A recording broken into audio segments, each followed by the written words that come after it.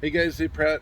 I've been on my knees all day working on low voltage lights, and I have a set of connectors I want to show you, as well as a low voltage light and some other ones underneath of the wall pieces. So hold on. One last thing, these are the knee pads that I've been using all day. These are at Home Depot, and the spelling is QEP, Quep, I believe. They're awesome. Literally now for about 4 hours on my knees hooking up all these lights. So anyway, look into it. I'll also add this link to the video in the description. Take care. All right, so these are the tools that I'm using. I have a knife so that I can cut the wire into two, and then I have my wire cutter through there, my Klein wire strippers, and then also the Phillips by Milwaukee. Love this thing. Really good price on all these tools, so you can get into it pretty inexpensively. And then also, I found these connectors over at Amazon, and it's pretty simple. So what you do is you split the wire. You then screw these two pieces together over here, and then you then feed the wire on top, and then you screw this piece in over here. Sorry, my hand moved.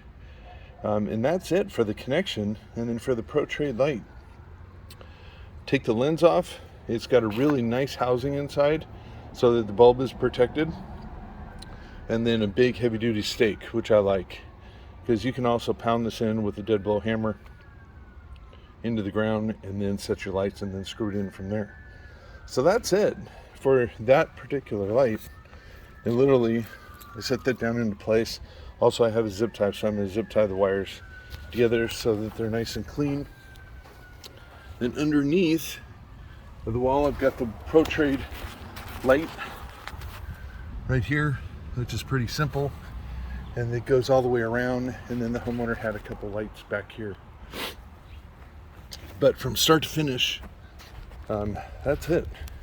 And literally I have 24 lights hooked up today underneath of the walls, plus a Pro Trade lights up, and then for the rest of the backyard. So anyway, Dave Pratt. Let me flip this around.